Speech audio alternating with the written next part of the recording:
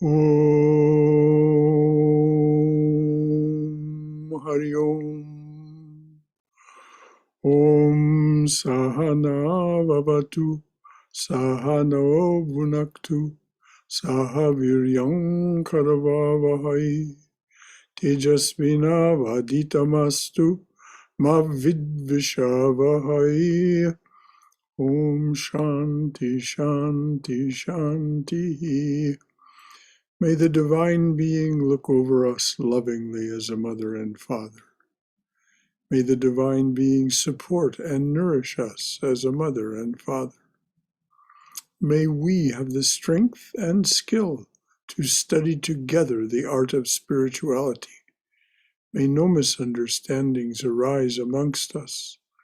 Om, peace, peace. Peace be unto us and to all beloved beings everywhere. So we're starting with the poem, A Nursery Rhyme. And Ima, would you be good enough to read it for us, please? Oh, sure, Brother Shankara. A Nursery Rhyme. It's on page 313. Would not the sun have lost its mind if it said to the moon, "Dear, give me more light"? For does not all the moon's beauty and charm come from the sun's existence? Could we even see the moon if it was not for the sun's being?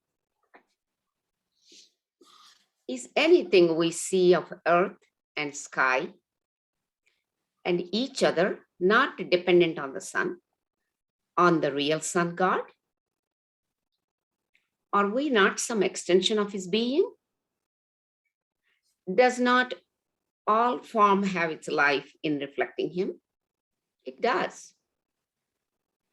Would not a father have lost his mind if he locked his child into a room that the child could not possibly escape from? And then the man beat the child for not being able to escape. It would be insane of God to ever make us moons, our souls, feel bad for not giving him more light, more love, more obedience, more anything he might want. And don't tell me of free will. That is just a compassionate nursery rhyme that can be helpful to believe if you are infirm. A nursery rhyme. Would not the sun have lost its mind if it said to the moon, "Dear, give me more light"? For does not all the moon's beauty and charm come from the sun's existence? Could we even see the moon if it was not for the sun's being? Is anything we see of earth and sky and each other not dependent on the sun, on the real sun, God? Are we not some extension of his being? Does not all form have its life in reflecting him? It does. Would not a father have lost his mind if he locked his child in a room and that the child could not possibly escape from? And then the man beat the child for not being able to escape. It would be insane of God to ever make us moons, our souls, feel bad for not giving him more light, more love, more obedience, more anything he might want. And don't tell me of free will. That is just a compassionate nursery rhyme that can be helpful to believe if you are infirm.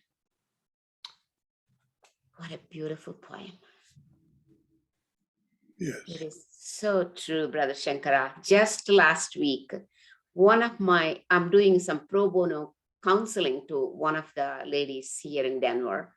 And she said her son was locked in the room, just like this poem says. It breaks my heart. And now he's married and still has impulsive behavior because of all that locked in closet when he was little. And that was done by the father. And he's suffering throughout his married life. That's what the mother said. So it just. And his poor wife. She couldn't do anything because the dominant part is so, other partner is so dominant. She was afraid that she would lose the marriage. So now she is my client. It just touches my heart. People do that even in today's world. They are still locking the children up. I heard a couple of times locking in the closets and let them cry. And that creates anxiety and a lot of other impulsive behaviors. Yes. So we create monsters out of our own behavior. Let's focus on the poem. Sure. This may be, in my opinion, St. John of the Cross's quintessential poem. It says, I think, everything that he wants to say about the nature of our relationship with the divine. And as you said, it is such a beautiful poem. And, he just says, God's not crazy. And here's how a crazy person would behave. So God won't behave like that. Would not the sun have lost its mind if it said to the moon, Dear, give me more light? Of course it wouldn't say that. Could we even see the moon, if not for the sun's being? So that's my sense of this poem, that it is the summum bonum of St. John of the Cross's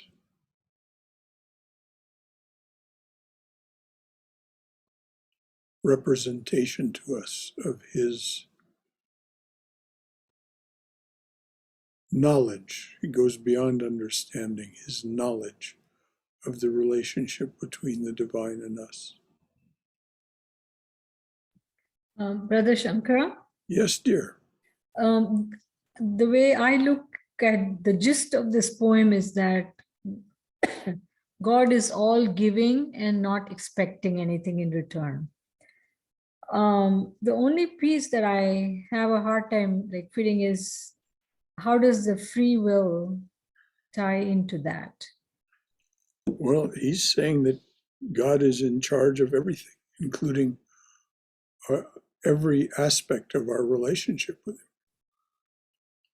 So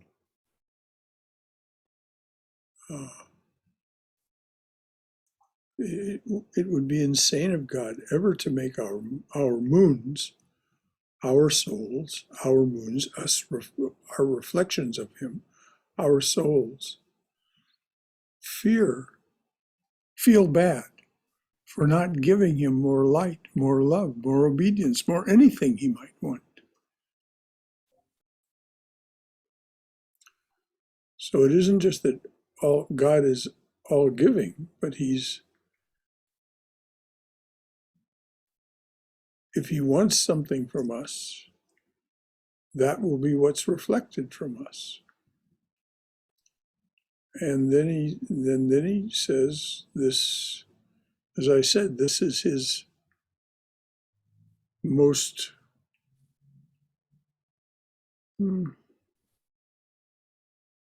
his final statement, so to speak, about the relationship between us and the divine. And he says this about free will. And of course, that's exactly what Sri Krishna says in chapters 5 and 6 of the Gita. You think you are the doer, you are not the doer. And that's exactly what he's saying here. You are not the doer. God is the doer. We are the reflection of God's will and intentions, however it may seem to us. And of course, Swayam, you said you were having difficulty with that. Of course, we have difficulty with that.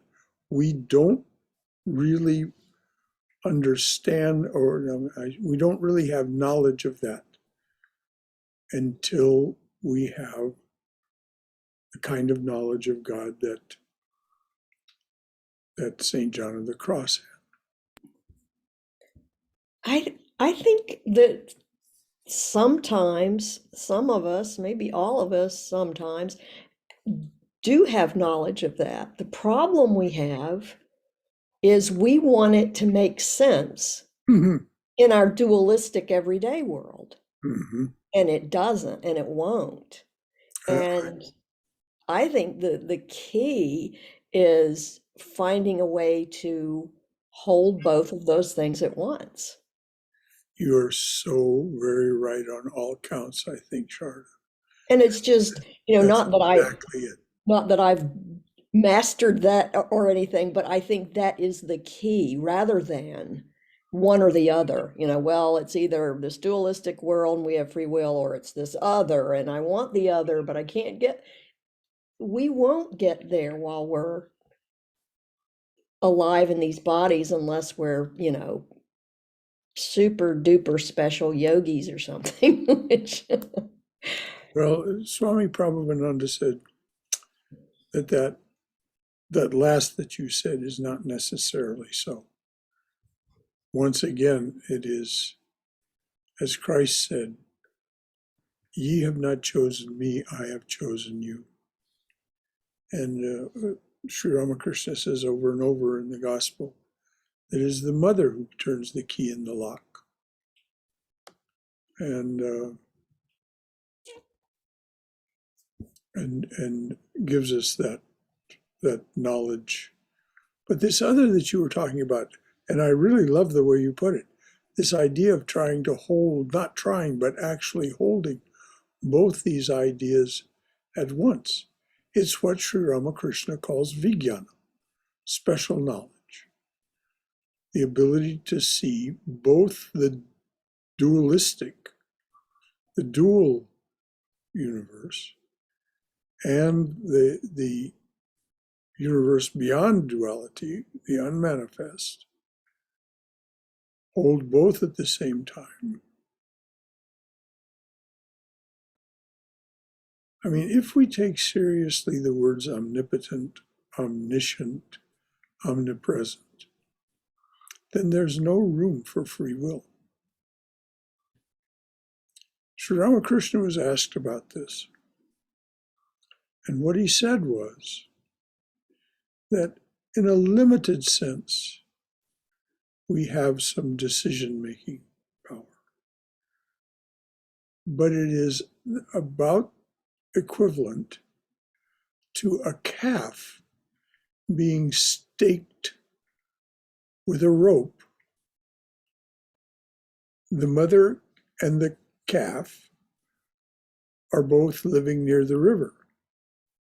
The mother has the wisdom to go to the river and get a drink and not be eaten by the crocodiles. But the calf does not. So the calf is staked in such a way that it cannot go near the river, and it drinks from its mother. But within that, the length of that rope, it has some decision-making power. And this is what I've talked about, tried to make clear to myself and then to others, is what deserves my attention. That seems to be our span of control, my attention. That's how it looks from here. Please. Go ahead, sorry. No, I was just going to say, please, anyone else? Did anyone else want to say something? I don't want to step on that if somebody else has something. I, Would- I was just going to say that I've been thinking about this a lot lately, and the free will thing, I Mhm. find it pretty fascinating. And from a theological standpoint, there are different things we can point to, and for instance, that you just did. And but even from a sort of scientific standpoint, if you want to take God and all that out of it, it's kind of like that's a place that they agree, science and religion, because it's like every single thing that happens, including decisions we make and actions we take or don't take, it's like it all began at the beginning of the universe, whether you believe it was, Yes, exactly. you believe one of the mythologies of a particular religion, or you believe in the Big Bang, or you believe they're the same thing. When it started, it's like all these things started happening and affecting each other. It's like we think, oh, well, I mulled over that problem and I thought about it and I made lists and a pro and con and I talked to people and finally I made that decision and I feel like it was the right decision and I made it and therefore I'm in control. No, Hmm. because it's not about you, because you don't exist without everything else. And everything else is the divine. Well, this is what he's talking about. It's like the everything doesn't say to the little apparent parts, give me more, Mhm. because, well, because of this poem, what the poem says. But yeah, I just think it's interesting and fun and sometimes not fun. Yes. But I think one of the things that gets me back to not taking myself and my own problems so seriously is just going, how much of a choice does anybody really have? And if we don't, then what do we do? And that's something that we wrestle with. And the answer, of course, according to Sri Krishna, is you do what comes next. Yeah, and some people will say, well, if there's no free will, then I can do whatever I want. But very few Talk people, about a contradiction in terms. right. Well, it's like I don't have to be good. I don't have to. Of But the course thing not. is, hardly anybody would actually go and start being a bad person or go and rob people or kill people because they're not set up to do that. And that's not why people rob and kill people. Right. Yeah. Anyway, that's all I have to say. Well, it was beautifully said. Anything else? I think this is a very provocative poem and deserves our attention if we choose to give it. Anything else from anyone? I think it's a bit hard to not laugh at the idea of God being the doer of everything and we're not really doing anything at all. I mean, not laughing as in like, that's like, oh, I think that's stupid, but I just think it's just like kind of crazy. It's why it's totally wild, but Yeah. And I agree, Aaron. We are the mind that you're speaking about and from is never going, as Sharda pointed out so beautifully, is never going to make sense of it. We get intimations from someplace else within ourselves. But this is where Krishna says, this is your fundamental delusion. This is the delusion on which all of the rest of your delusory thinking and speaking and acting is based, is that you are the doer. And he says, absolutely without equivocation, I am the doer. And this comes down to, sitting in the parking lot a couple, 3 days ago, having walked a little bit, so I'm just sitting, and the wind is blowing and the leaves have fallen, and leaves are skittering across the parking lot, making this beautiful skittering sound. And there was no way not to have the thought come to mind. Not a leaf moves but by the will of God. And of course, that's been affirmed by saint after saint, including the ones in this book.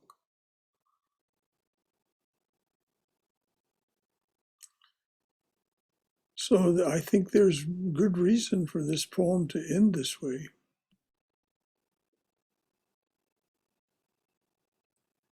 It's a compassionate nursery rhyme. This idea of free will is a compassionate nursery rhyme that can be helpful to believe if you're still, and he chooses the word infirm very carefully, I'm sure, if you are still deluded.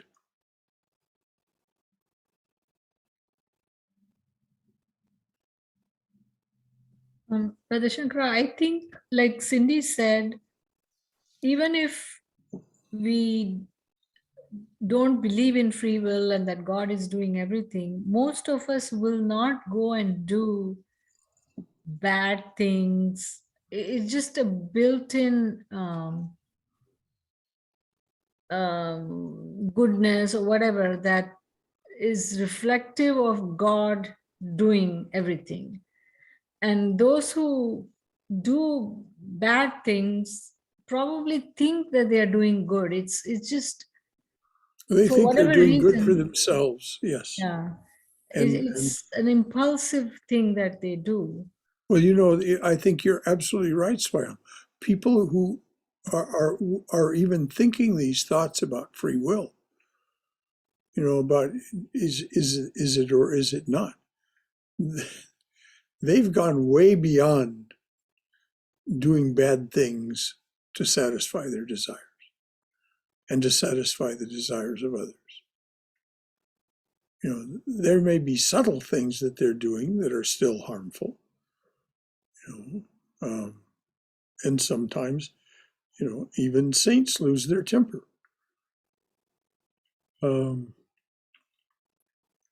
But and genuinely lose their temper, not just acting, genuinely lose their temper.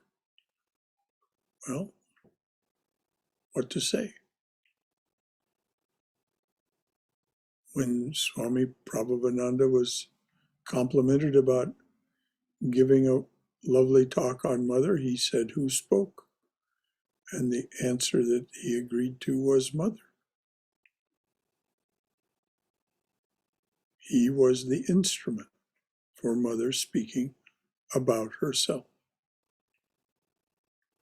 That was what he told us that morning on that walk in the fall of 1975.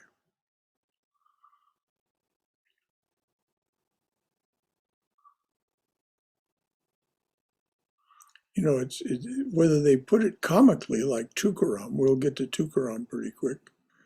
Tukaram puts it comically, so does Kabir.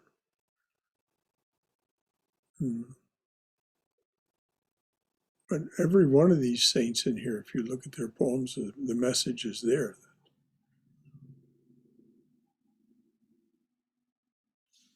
They have become, this is why they're called love poems from God. They have become the divine. And so what they're doing is actions of the divine. Katrina, you've been quiet. Is there anything you'd like to say?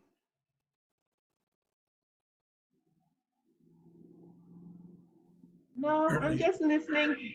Okay, Yeah. dear. I think it was a beautiful poem in terms of how God's love is so unconditional. Yes. And it's good that you heard that. Yes, indeed. God's love is unconditional because there's no reason for any conditions. Amy, anything at all from you?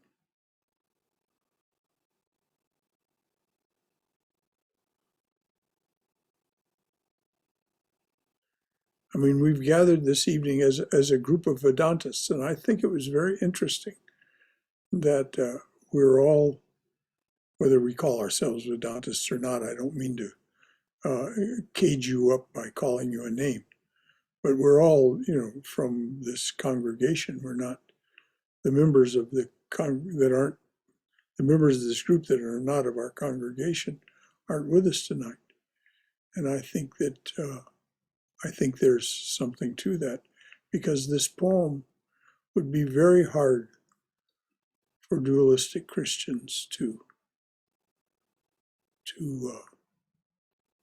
deal with.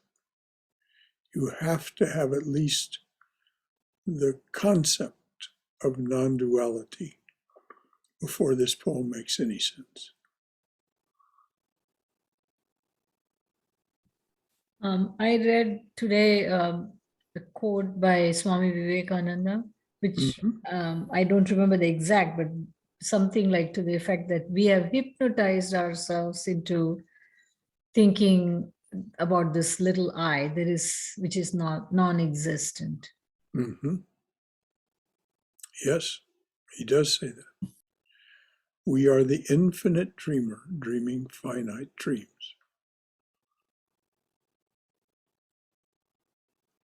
And that's why it's so compelling, because it is the infinite dreamer's dream. It's not the dream of this little embodiment. It's the dream of the dweller within. And that's why yesterday's talk was started with that quote from Swami about what all of this that we're involved in is doing, leading us higher and higher through incalculable amounts of time, through various bodies in various forms, to where we finally understand it all. It's like St. Catherine of Siena says, we know nothing until we know everything. We finally know everything. That word is used by Vivekananda. And then we're free.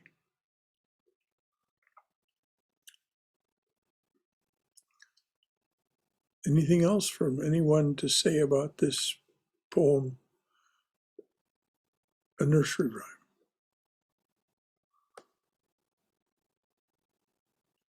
Okay, Swayam, would you like to read us the essence of desire? And notice the through line from the one poem to the next. Sure. The essence of desire. I did not have to ask my heart what it wanted, because of all the desires I have ever known, just one did I cling to, for it was the essence of all desire, to hold beauty in my soul's arms. The essence of desire. I did not have to ask my heart what it wanted, because of all the desires I've ever known, just one did I cling to, for it was the essence of all desire, to hold beauty in my soul's arms.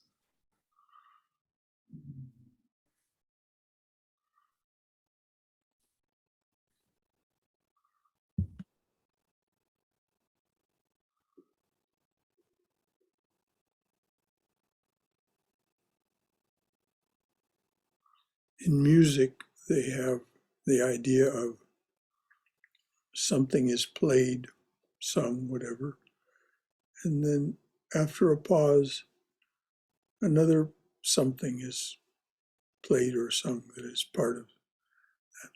But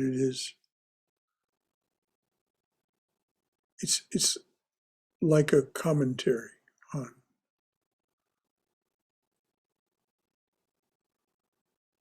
like the last movement of Beethoven's Ninth, the Ode to Joy. It's the comment on all the rest of the symphony. I think here beauty has a broad definition Oh, yes, indeed. because, like he says, it's the essence of all desire. Well, that's what he's saying. All desire is, in one way or another, the desire to hold beauty in your soul's arms. You've hit the nail right on the head, Swam. That's exactly it.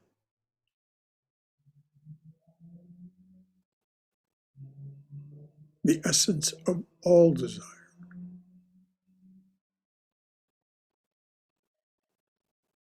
is the desire, but first we mistake what is beautiful, what will be satisfying to our soul.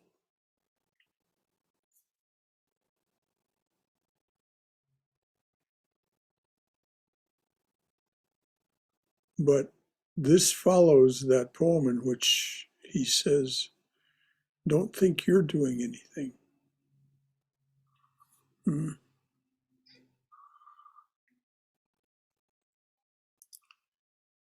I did not have to ask my heart what it wanted. No, it knew what it wanted, because that was what God wanted. That's what he said in the poem before. God wanted to hold himself in his arms. And that's one explanation for why all this exists.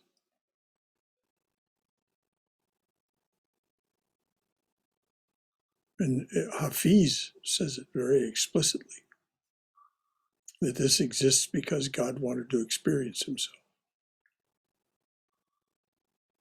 or herself. He uses both pronouns. Or themselves. Or themselves, yes. Themselves. Yeah.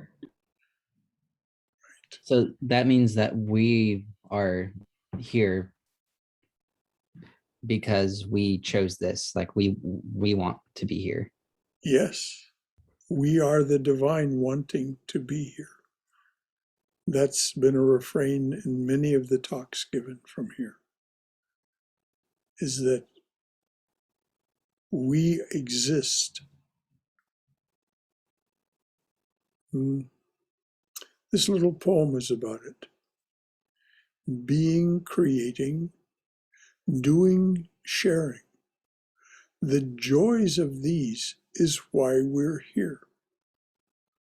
When you are truly tired of this, just sign off and head for home.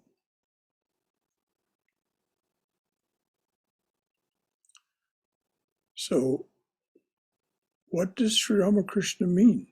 I can say this among us, because we are all students of this. What does Sri Ramakrishna mean when he says, you've come to the mango grove, eat the mangoes?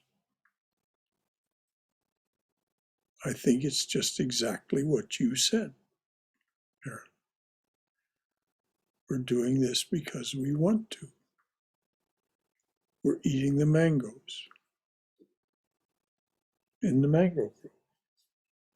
And Sri Ramakrishna says, he goes on to say, don't be bothering yourself to to count the number of trees that are in the mango grove, or how many branches there are in a particular tree, or how many leaves there are in particular branches, which is how he categorizes a lot of spiritual philosophy, as tree counting, branch counting, leaf counting, trying to the mango grove being the divine presence, trying to account for and define the divine presence. Sri Ramakrishna says, no, the mangoes are there for you, just eat the mangoes. And there was a beautiful poem. I'm not going to go look it up, but basically what the poem said, the only task I have is to be the wave that I was born to be on the ocean, and then just sink back into the ocean of being. I was born to be this wave out of the ocean. And my only task is to just be that wave as long as it is a wave, and then sink back into the ocean of being.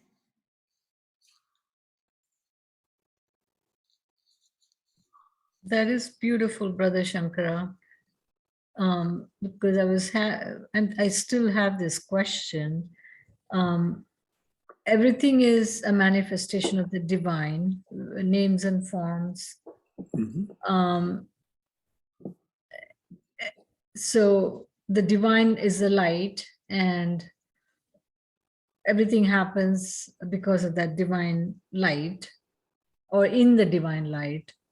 So, but on the other hand, it's the karma that makes us take repeated bodies. So how do we tie? Until we realize that that's what's happening, as Sri Krishna explains in chapters 5 and 6, until we realize that's what's happening, and then we say, oh, wait a minute. This is all you're doing. I'm going to offer all of this, every bit of it, as a sacrament to you. And then I'll stop accumulating these karmas, and I'll stop making these bodies, and he says, that then makes you very dear to me, and you come to me. Now, what that means to us, what it fully means to come to Sri Krishna and be united with him, we can only get a glimpse of from time to time in our own lives, but then we can look at the lives of these saints that we see here,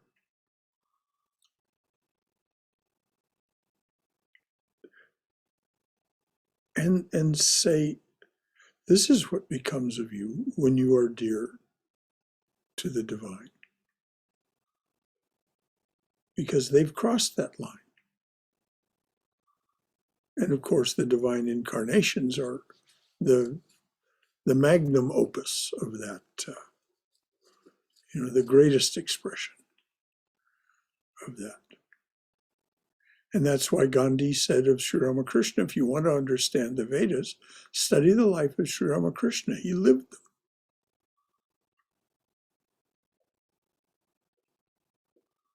Anyhow, that's how it looks from here. Please don't think that anything that I ever say is meant to be the definitive, full, final word on anything.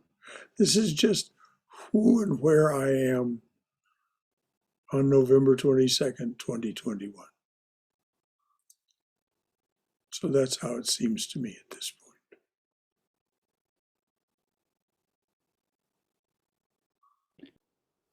I think it's really important, like, that we can study the lives of saints like Sri Ramakrishna, because, I mean, like you said, like, he lived the Vedas, so we don't have to study the Vedas. We can study his life. That's exactly what he said. You don't have to study the Vedas or the Tantra or the Puranas or any of it.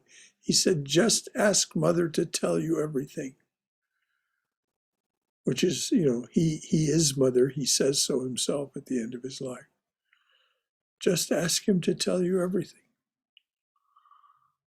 And he says, if you are sincere and persistent, and your cry for that is from the heart, he will do it. She will do it. It will do it. He said he didn't study any of those scriptures. He said, just tell me, Mother, what's in all these? What do the yogis know from their yoga? What do the tantrics know from their tantra? But, he did spend 12 years in this quest. It's not like it happened even for him overnight. But that's what Gandhiji meant when he said he lived them. During the 12, or some people count it as 15 years of his spiritual journey, his sadhana, But you're so right, Aaron. Just study the lives. And that's what we're doing when we read the poems of these incredible beings that left them for us.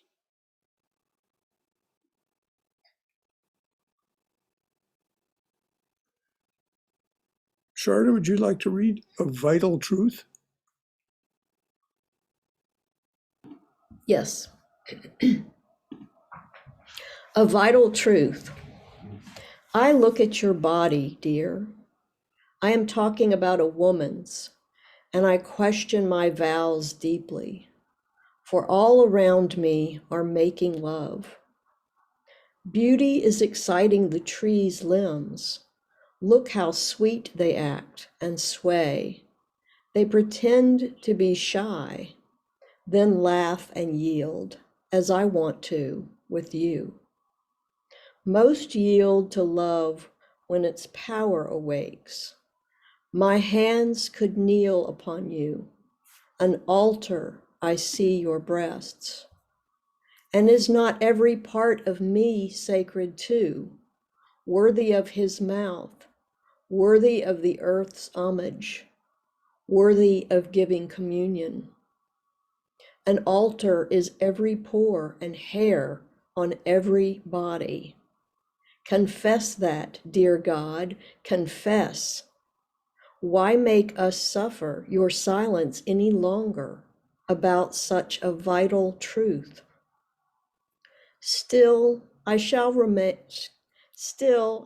maintain, for reasons beyond all morals, my blessed vow of chastity.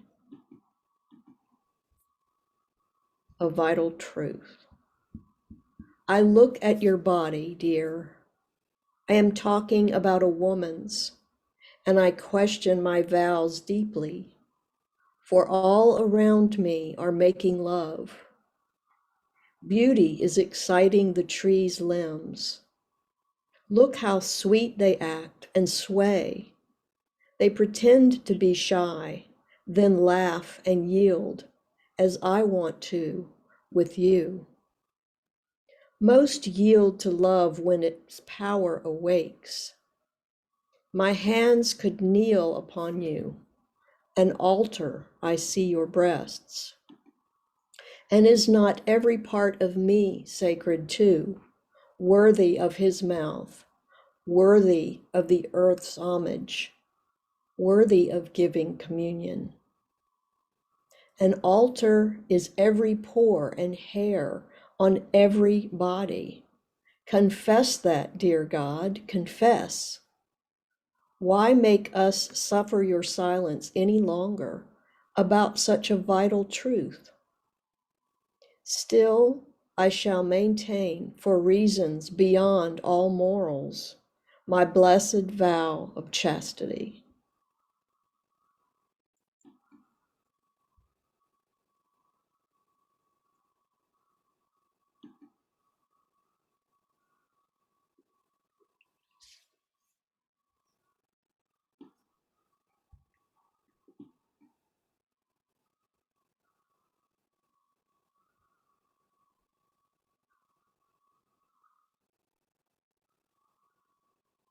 This seems to be, and I thought this when I read it the first time or before, that this seems to be a genuine questioning of his, of this, Roman Catholic vow of celibacy and chastity. And looking at the fact that out, in this beautiful world, where all of these beings are, created beings are making love, including trees and, everything. It's like, okay, this is what's here. This is what you've created. Everything is an altar. It's like, confess. Yes. It's like, he's not saying it in so many words, but the church is the one, not God, but the church is the one that's told him and his brothers and sisters of the cloth that they have to live this life, this particular vow. And it is the church. And even the church itself didn't originally require that vow. But I think, he gets to the end and he's not deciding he's going to maintain his vow simply because he took the vow or Yes. because the church says it. It's for something beyond all that. Yes, and Patanjali explains it very carefully in the Yoga Sutra. When you conserve that energy, something remarkable happens. And he is calling it my blessed vow, Mm-hmm. not my cursed vow. Mm-hmm. And he seems completely content, even though he has said in all of the previous lines of the poem, it seems like this, God, confess, tell the truth. And yet still, Yep. I think I'll keep my blessed vow of chastity. Thank you very much. Well, Anyway, I enjoy this poem. I think it's I do too. It's just St. John of the Cross's heart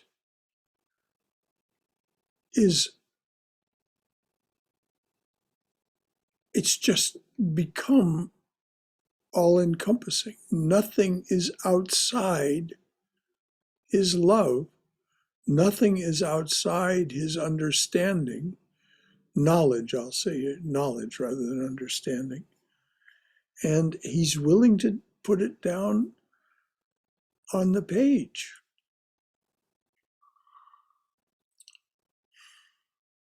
This is just a very moving poem, particularly for someone who's leading a monastic life. I say particularly, I assume it's more moving for somebody who's living this life, but maybe not. But if you do want to read what is understood to be the reason beyond all morals, as he says, you can find it in chapter 3 of Patanjali's Yoga Sutras.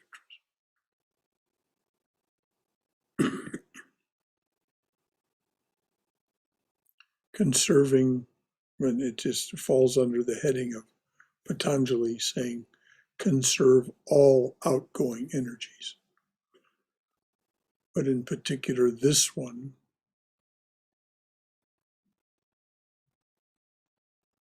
if conserved for a sufficient length of time,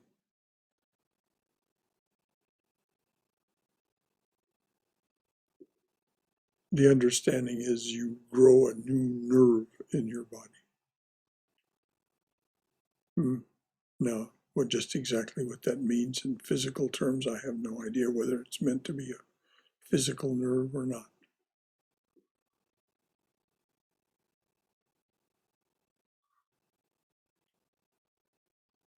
Anything else from anyone? So far, it's just been Sharda and myself here. I think he also indicates that those who do not take or have to take the blessed vow of chastity also are worthy of uniting with God. Oh, absolutely. Beyond question. It's not a question of worthiness. I think you're so right, Swam. I mean, he says, look at how beautiful this is. And I could make an altar of your body. He just says it all. And every pore, every hair, every part of a human's body is sacred. And there's no reason for shame or all that business comes with our knowledge of duality. We get all mixed up because we ate of the tree of the knowledge of good and evil, as it's put in Genesis. We entered the realm of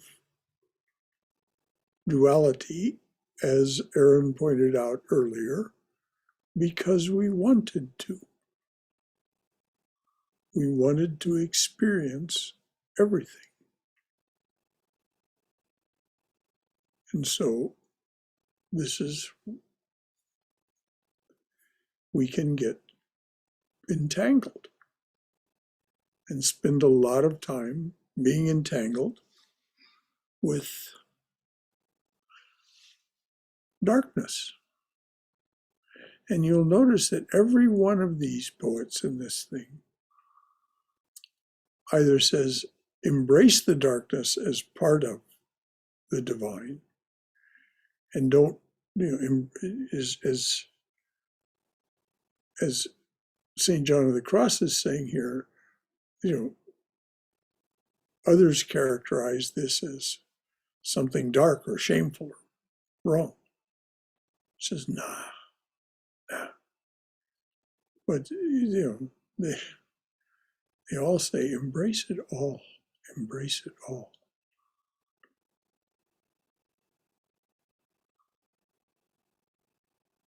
Stop seeing the duality, see the unity.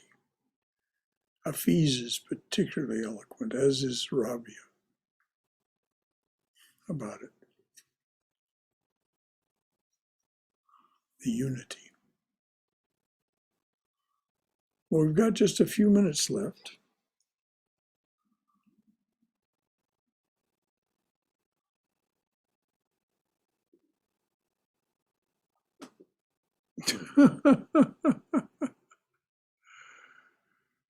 If you love, you might quiet the whole world for a second if you pray.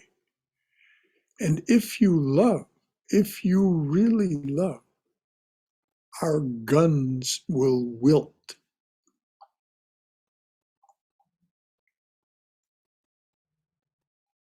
If you love, you might quiet the whole world for a second if you pray. And if you love, if you really love, our guns will wilt.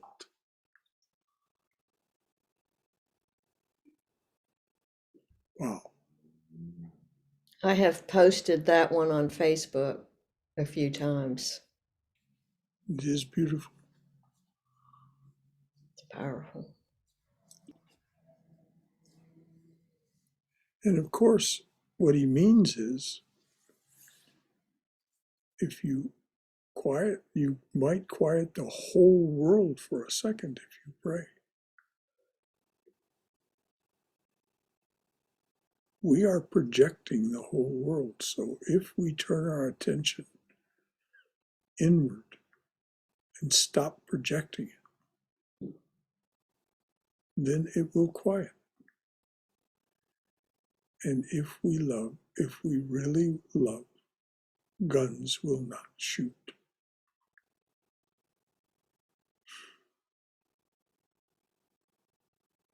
Doesn't seem conceivable, but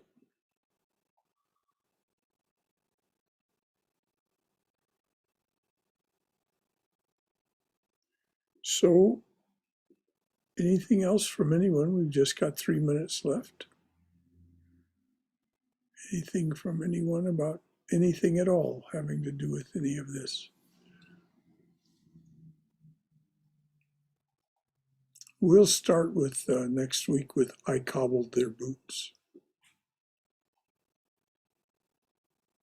which is, this poem is, you talk about the affirmation of his statement about no free will. This one and the one that follows it. Yeah. which is, it is God who should ask. Right. Which is a very short but very poignant poem. A saint could explain. What a wry comment by him. So anything else about this shocking, awesome spiritual power? As Saint Teresa of Avila said, the most angelic man I've ever met.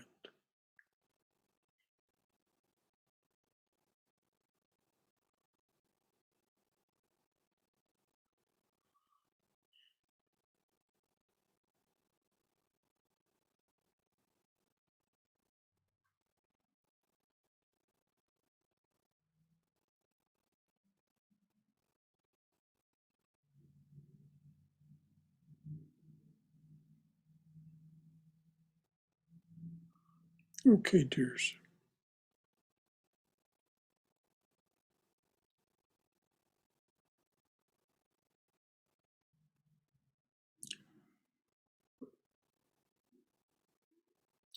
O Lord, take my hand.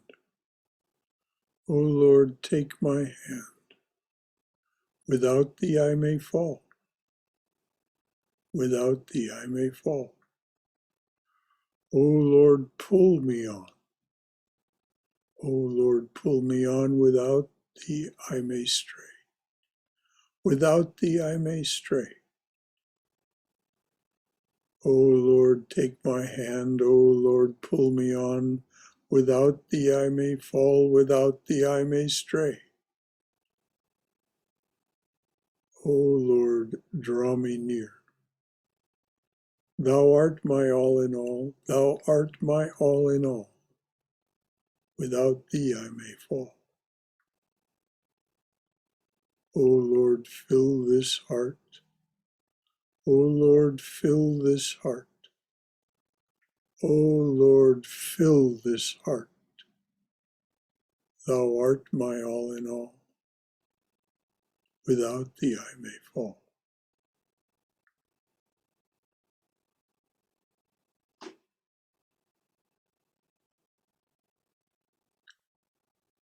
Om Shanti Shanti Shanti.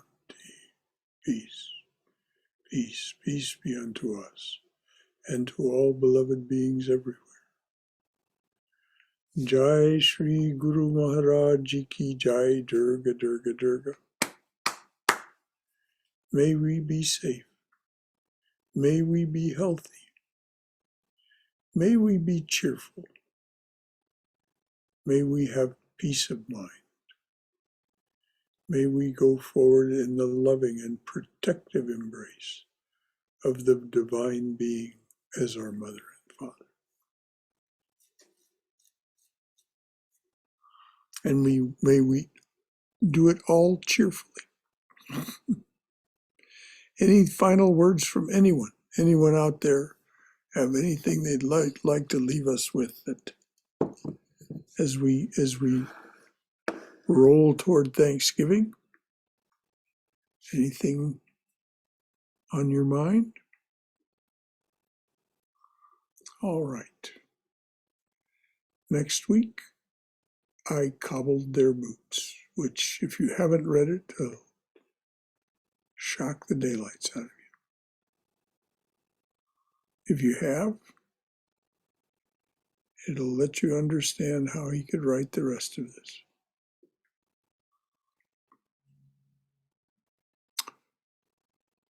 Good night, everyone. Until next time. Night. Good night. Good night, good night. Night.